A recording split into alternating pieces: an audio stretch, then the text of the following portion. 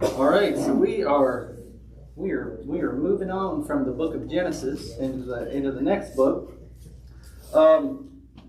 We've done a review last week, so we're gonna just move on, transitioning away from Abraham, Isaac, and Jacob, and there's going to be a gap of time that occurs between them and between where we're picking up in Exodus. We've been tracking this, these promises left to Abraham. Things like all the descendants of earth are going to be blessed through him. Things like kings and nations will come from him. Back early on in Abraham's account, God told him that there was going to be a point in time where they were going to go into captivity, and that was one of the things that Abraham had to kind of work out in his own mind. He was like, all right, I got all these promises, but it sounds like we're gonna have a hard time for a little while. But these guys, knowing things like this were going to happen, still live strong, still live faithful, still follow God. How many of us could stay true and be strong and be faithful? It was like, hey, I need you to do all this, but just so you know, your kids and your grandkids and all those folks, they're going to go into captivity for a few hundred years. I'd be like, no thanks. That'd be a common response from many of us. But these guys, they had to work these things out, and I think they knew more than we give them credit for. All right, before we even read, let's take a few minutes. What do we know about Moses? Y'all tell me some things. Like, Moses is obviously the big character in Exodus. What do we know about him? Just throw some things out there. Hebrew. He's a Hebrew. All right. That's one. Well, he was born at a time when they were trying to kill all the bad boys. He could have been killed as a baby. Could have been killed as a baby. Yep. He could have been killed as a baby, which Christ, the word was out at the same time Christ was. Yeah, we're gonna. And he was put in water that saved him, and Christ saves us with water. Yeah. He's a murderer. He's a murderer, right? That's just something to think about in the text that we read for this week. What else? What are a few other things? He lived privilege. Lived privilege. Yeah, he didn't live like the other Hebrews, did he? No. He was raised in Pharaoh's house. Close relationship with God and the time spent on the mountain with God. Yeah, very, very, very close relationship with God. One of the most unique relationships you'll read about in the Bible between man and God is with Moses. I would argue that he's one of the most important biblical characters in the Old Testament. Literally, they're going to say things like the Mosaic Law in the future. Well, until God came back and spoke to Moses, he had not spoke to anybody on earth in 400 years. And he came and spoke to Moses through the burning bush. And since Jacob, that was the last time God had really spoke to someone. It's the last time that we have any. We do have a big gap. We have a big gap in recording of God speaking to folks, for sure. He was a reluctant leader. Yep. So we're familiar with the account of Moses. We probably have a certain picture in our head, from movies like the Ten Commandments and things of that nature, right? That we've watched over the years. Anything else? Anything else that stands out that we want to mention before we do a little reading and talking? I'm not going to give a big summary of Moses. We'll pick it up along the way in the story. All right, so we know some things about him. One more, he had a temper. He had a temper. Yep. I said none of these guys that you read about are perfect. Well, maybe Enoch. I don't know. That guy seemed pretty legit. But most of these guys, you can see it. You can see their faithful side following God. You can see their sinful side too. All right. Well, let's read chapter 1, and then we'll talk about it, and then we'll read chapter 2 and talk about it. And we'll keep things simple today. Anybody want to volunteer to read?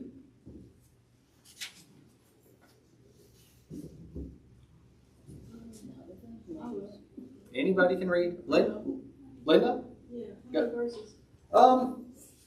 Why don't you just go ahead and read like verses 1 through 14. Okay.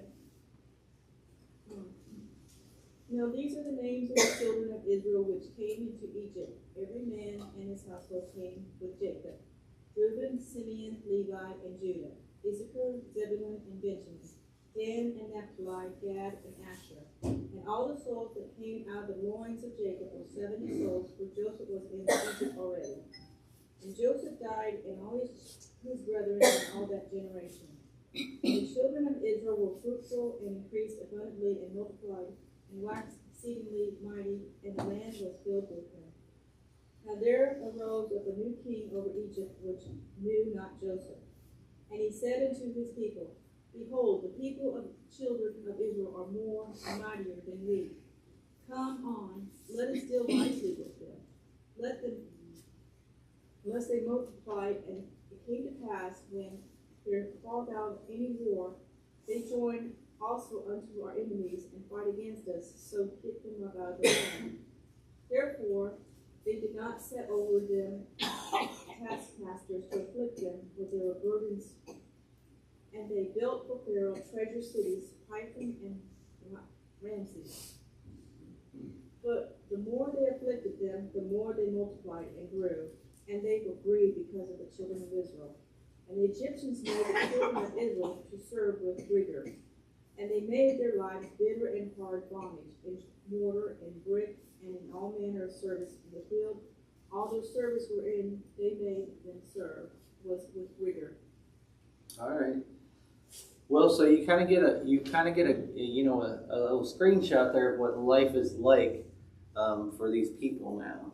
It gives us a nice little recap of there was 70 of them that went to Egypt plus Joseph, who was already there, and then he died. Right, the whole generation died, and then Israel's multiplying. They're growing. They're getting bigger. They're doing, what God said they were going to do. Like there's a whole bunch of them now, but they're in Egypt. And remember, they're kind of guests in Egypt, right? At the time, like Pharaoh let them stay during the famine when the world was starving. But then they stayed and they grew and they grew and grew. In Egypt, they're not a fan of it right now, right? So they're making their life hard. Well, when they leave out of Egypt, it was millions. They said it could have been up to 4 million. Yeah. Now they're all living in Goshen. Well, that's made this area really densely populated, and it's a threat to the Egyptians. Yeah. Because they're looking up there. Look at all these people. If they choose to, they can take us. Yeah. So I'm sure that's what especially the leaders of Egypt, like the Pharaoh and stuff like that. You're seeing all these people, and maybe they're starting to outgrow your people, and you're like, it's get a little sketchy if we go to battle. So they had to try to figure out something, or they think they do. Well, when they counted the 70 people that went there originally, I think that would probably be men and not counting women and children, didn't you? counted the wives. It just doesn't. I mean, it says all those who were descendants of Jacob, 70 persons, where Joseph was already there. Because they had maidservants and A lot of times they don't count those kind of people in the numbers. that's what I'm talking about. But anyhow, so they're in Egypt. A lot of times passed since Joseph, they all died, and some points. Now arose a new king over Egypt who did not know Joseph. Right. This is another way of saying like they don't know God either. Right. If they don't know Joseph, they don't know nothing about the God that Joseph served. And you're always going to run into issues in a society when that happens. The more they afflicted them, the more they multiplied and grew. Sounds like God's being God here, right? They're making life hard for them, slavery, bondage, all that stuff, and they're still growing. So Egypt's going to take some action here. or try to. Then the king of Egypt spoke to the Hebrew midwives, of whom the name of one was Siphrah and the name of other was Puah, and he said, when you do the duties of a midwife for the Hebrew women, and you see them on their birth stools, if it is a son, you shall kill him. But if it is a daughter, then she shall live. But the midwives feared God, and did not do as the king of Egypt commanded them, but saved the male children alive. So the king of Egypt called for the midwives and said to them, why have you done this thing? And saved the male children alive. And the midwives said to Pharaoh, because the Hebrew women are not like the Egyptian women. They are lively, and they give birth before the midwives come to them. Therefore God dealt well with the midwives, and the people multiplied and grew very mighty. And so it was, because the midwives feared God, that he provided households for them. So Pharaoh commanded all his people, saying, every son who is born you shall cast into the river, and every daughter you shall save alive. That's some pretty hard stuff right there, right? Well, these midwives are heroes. They They're are. the ones who said, we fear God more than we fear the Pharaoh. They had that much belief in God, that God would take care of them. So they were kind of heroes in this situation. Because the midwife, this birthing student, she would be the first person to see the child. She would catch the child. She would know whether it was the boy or girl. That's why she would be the one who could have easily got rid of it. Oh yeah. But they feared and loved God, so they wouldn't do it. They allowed God to use them. Well, it talks about fearing God, twice in that text, right? And that's a thing that we know is important. Fearing God is the beginning of wisdom, right?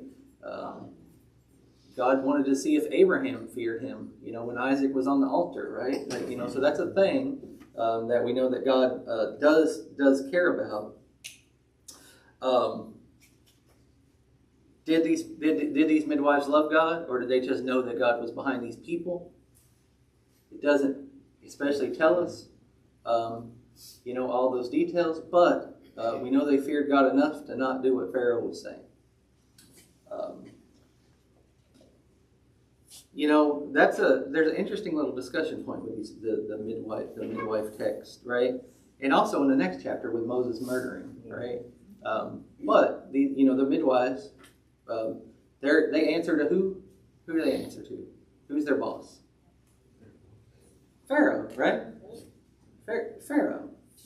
So Pharaoh, they work for Pharaoh, and Pharaoh's giving them direction. They're not very truthful with Pharaoh about this, are they? So you have issues that pop up throughout the Bible where you have things like submit to the governing authorities, right? And then you have stories like this where there is a governing authority and then somebody's lying to them, right? So it's just an interesting little thread to think through. Later on, Rahab had to lie too. Yeah, that's a very comparable story. What about somebody look over at Acts 5:29 real quick? I just want to bring out a little principle so we can match it to a biblical text. Somebody look at Acts 5:29 and read that to me. I really hope I picked the right text. I'm pretty sure I did. But Peter and the other apostles answered and said, we ought to obey God rather than men. Yeah, there we go. So things like this come up in the Bible, and there's these principles that come up about obeying God versus obeying man. And yes, you are supposed to submit to governing authorities and stuff like that, in so much as they are following God, right? But the Bible actually does teach us it is right to disobey man when God has given clear command to the contrary of what they're trying to get you to do. So that's something that you can take away from this story. These midwives, they fear God, they don't want to do it, so they say, well, forget about it, Pharaoh. we're not going to take these boys out. good luck getting. They're putting their life on the line too. They are. They're putting their lives in danger. And good luck getting good luck getting a woman to kill an infant boy too. I'm sure that was. I'm sure Pharaoh was. He kind of set himself up with his own order, because that would be a super hard thing. Could you imagine living life just killing baby boys day after day? Ain't nobody gonna do that. But anyhow, so these midwives, I think they're good characters in the Bible. That's a good little story for us to think about. They are heroes in this chapter 1, and we know that had it not been for them, we wouldn't even be reading the rest of the book about Moses, right? So I think they're a good little shining example there in the start of the book. God looked kindly on them. It says God dealt with the midwives, and the people multiplied and grew very mighty, and it was so because the midwives feared God that He provided them households. So, they feared God, and He's looking kindly upon them now. But anyhow, so we pick up in chapter 2, and the last thing that we have is Pharaoh didn't work with the midwife, so now he just tells this to all the people, right? He says, every son who is born you shall cast into the river, but every daughter you shall let live. And obviously they're thinking about things like, the guys are going to be the ones fighting. They probably didn't mind having the women around. Probably took them to be their wives and stuff too. So they're letting the women. They're going to let the women live. All right, chapter 2. John, before you leave that, there's kind of a common theme in chapter 1, up in verse 2, where it said, "Well, the people, the more they were oppressed, the more they grew." Yeah. All through that chapter, we see that God was with His people, and when we pursue the things of God, we can be assured that God will be with us. Yeah.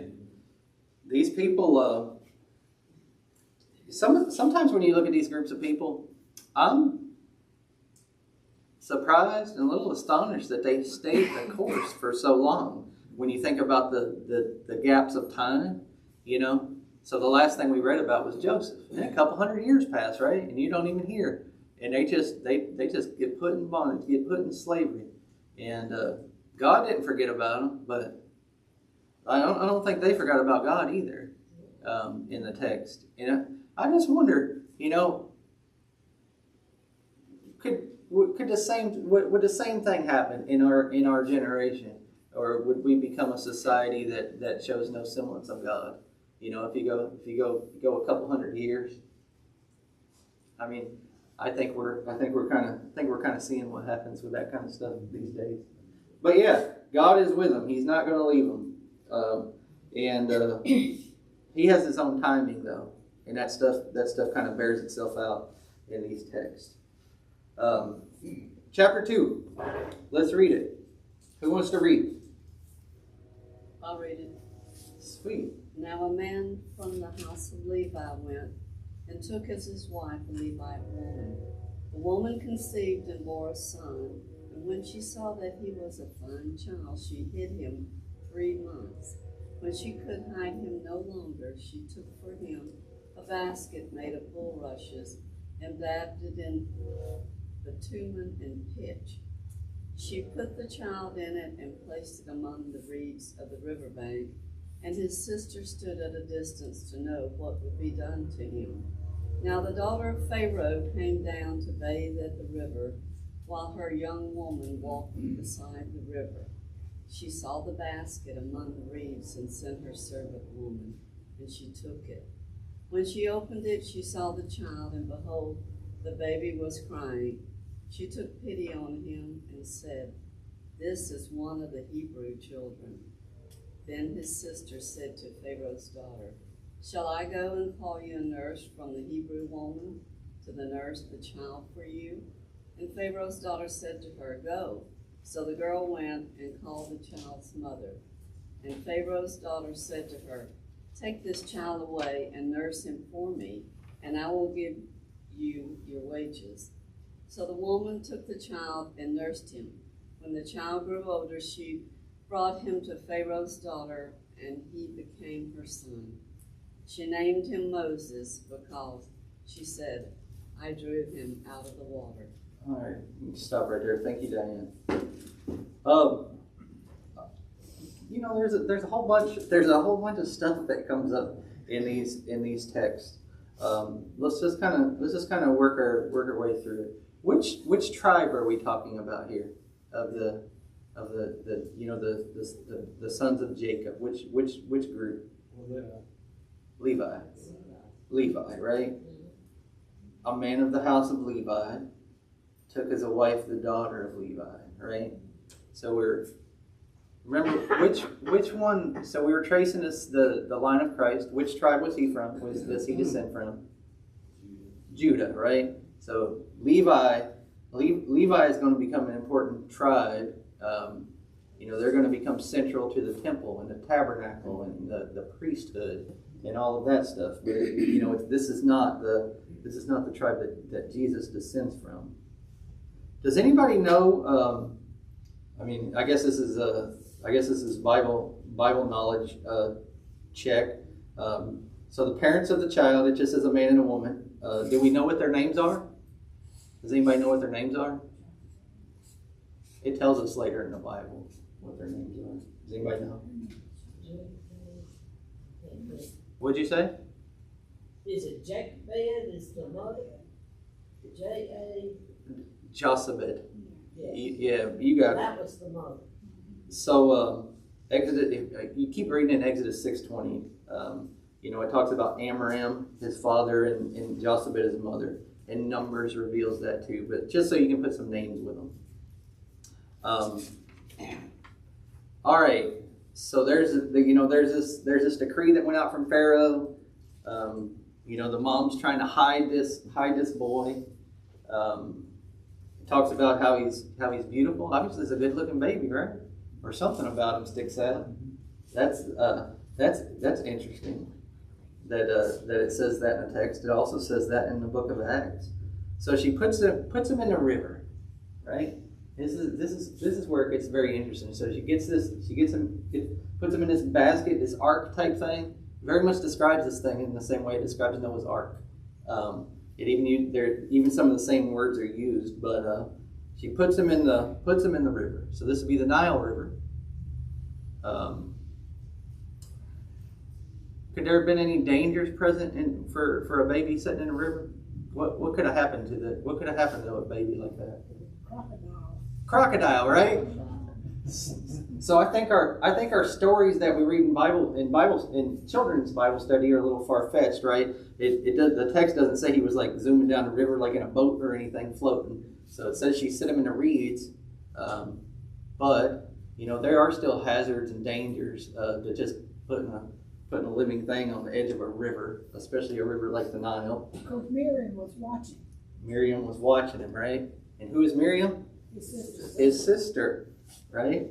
You know what's interesting? He had an older brother, Aaron. So undoubtedly this rule of killing the babies had just come into effect because Aaron was his older brother. And nothing like that happened to him. Yeah. He wasn't here, or we don't know that he was. It sounds like the decree just went out, and this is like within, a short distance after. So Miriam watched over this basket, right? So she didn't just set him in the river to like float away, and say good luck. Like there's somebody watching over. And then who finds him? Who finds him in the text? Pharaoh's daughter. Pharaoh's daughter is going to find him and pick him up. And then what does Pharaoh's daughter notice about him? About the baby? It's Hebrew.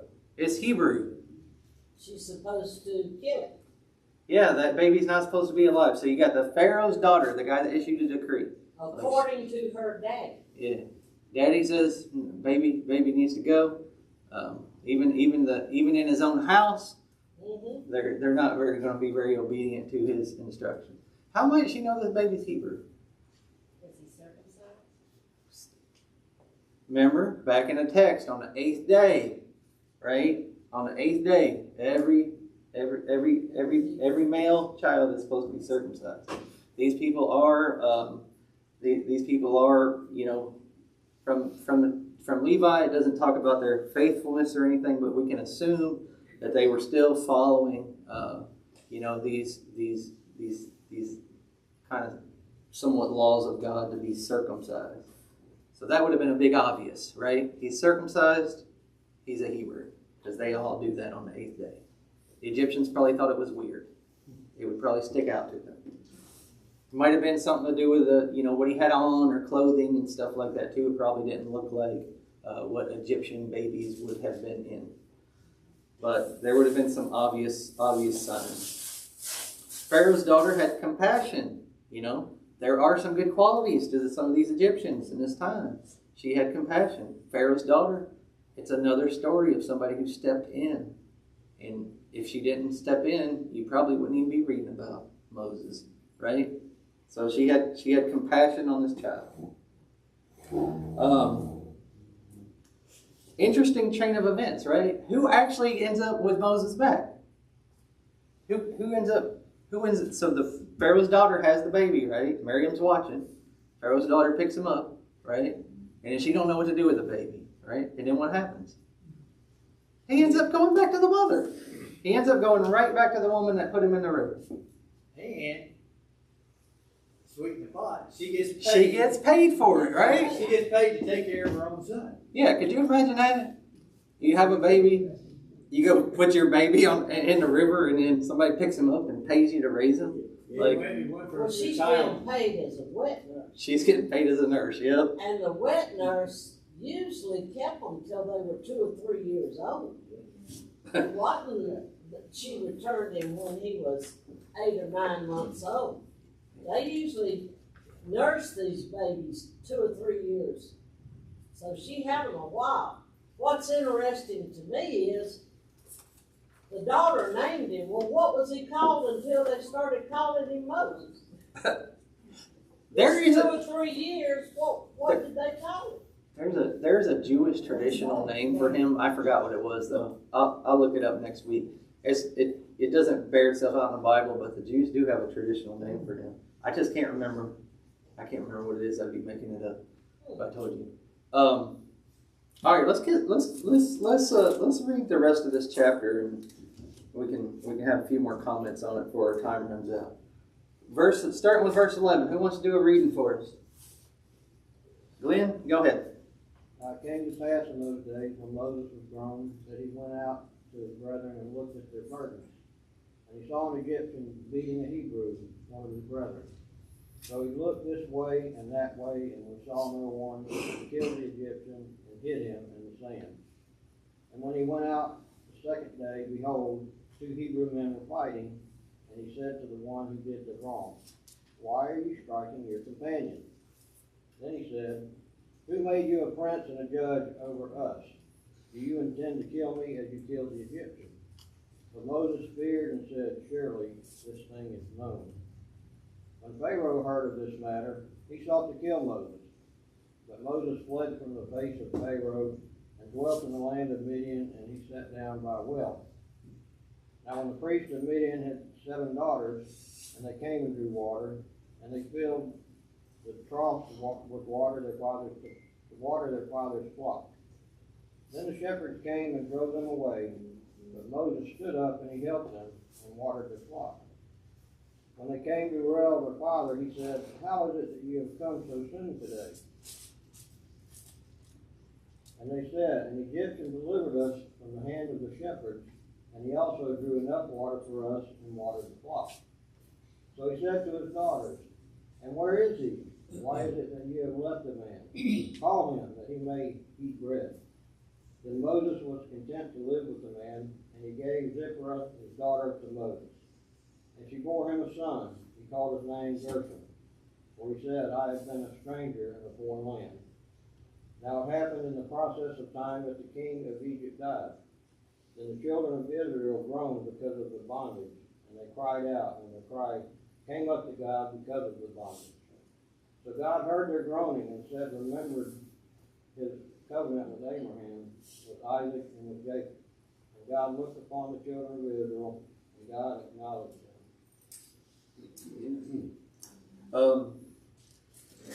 Once again, there's just a lot of you could write down pages of just like questions and comments off a little chapter like that. Just a few things to kind of add to the text. You never know who's looking. You never know who's looking, right? And like Glenn was saying, right?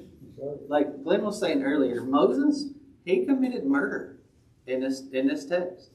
Now he hasn't had his big encounter with God yet. You know, I think the next chapter is the burning bush and all that. But he committed murder. Like he looked around, there ain't nobody around. Maybe the Egyptians were doing wrong, maybe they were beating somebody, but he killed somebody. And we know that that's not allowed. You know, God could have very well stepped in right here in a way that he did with somebody like Cain, but he didn't. But that is a thing that you just got to remember. And really, when Moses, like you think about him fleeing to Midian, what made him leave? His sin. Like he committed sin, and then he had some consequences for the sin that he committed. Something to think about with their own lives. How old is Moses here? Does anybody know? 40. 40 years old. Acts 7:23 talks about his age when he fled to Midian. So it says he's 40 years old. Midian was a son of Abraham by his second wife Keturah, if you remember that account, right? So these people as well, there's, you can see that with the father. They we're calling him Ruel in the text. You'll soon call him Jethro in a chapter or two now from now. But these people seem to have some knowledge and seem to still be following God, or at least know of him. So this place that Moses is going, Midian, it's from the Abraham family. It's about 200 miles away. So he knows he does wrong, and then he goes 200 miles the other direction. Let's see. Obviously, Pharaoh heard about what was going on, and it says that he sought to kill Moses. Right? So Moses can't stay. If Moses stays in the area, he's going to die. Like Pharaoh will have him killed or kill him. So he goes to this. It calls him the priest of Midian, right? It doesn't say priest of God or anything like that. It says priest of Midian. But once again, these people probably very likely had some knowledge of God. You see Moses. So Moses is grown. He's 40 years old. You see his wife. What's his wife's name? She pops up in a text here. Zipporah, right? Some of us have a face with a name from the Ten Commandments movie for Zipporah already. But so already grown. This chapter 2. We went from baby to 40 years old. Now he's grown, 200 miles away, married, and he's got a kid. The kid's mentioned here. She bore him a son. He called his name Gershom, where he said, "I've been a stranger in a foreign land." So, a lot has happened for Moses. Moses is the same age. Moses is the same age I am now, like in 2 chapters. So he's lived a lot of life already. Sometimes we read this stuff and we don't pick up the ages, but he ain't a young man anymore. Next week he'll have his burning bush encounter. So we move forward in his story very quickly, and then we stall for a while, but now things are moving. Last couple verses here, right? The king of Egypt died. Now it happened in the process of time. The king of Egypt died. So the guy that wants Moses dead is now dead, right? So Moses don't have to fear about returning to Egypt at some point. The children of Israel, they are groaning. They're because of their bondage, they cried out, and their cry came up to God. God did not. He's not forgetting about them, right? God heard their groaning. God remembered his covenant with Abraham, Isaac, and Jacob. And God looked upon the children of Israel, and God acknowledged them. This has to, for people who's been in slavery and bondage for hundreds and hundreds of years, when you start seeing something happen, right, and they're going to start seeing things happen pretty good, you can imagine the excitement, the elation, the things that they would be feeling when they realize that, hey, God's about to do what He said He was going to do, right, and get us out here. That that had to have been a good feeling. But they have to grapple with, like, how's that come to be? They don't necessarily like the fact that it was Moses that got picked, and we'll see that moving forward. Just keep reading for homework. Just keep reading the next couple chapters each week. I don't know that we'll read 100% of the text moving through. We'll read a lot of it, but we're just going to go through the book of Exodus. We're not going to take a million weeks to do it, but just keep reading and be familiar with the account of Moses, so we can talk about it and discuss it as a group when we come together. Jimmy? I just looked it up. The traditional Jewish name was Moshe, M-O-S-H-E. Okay. Yeah. A lot of these dudes have more than one name.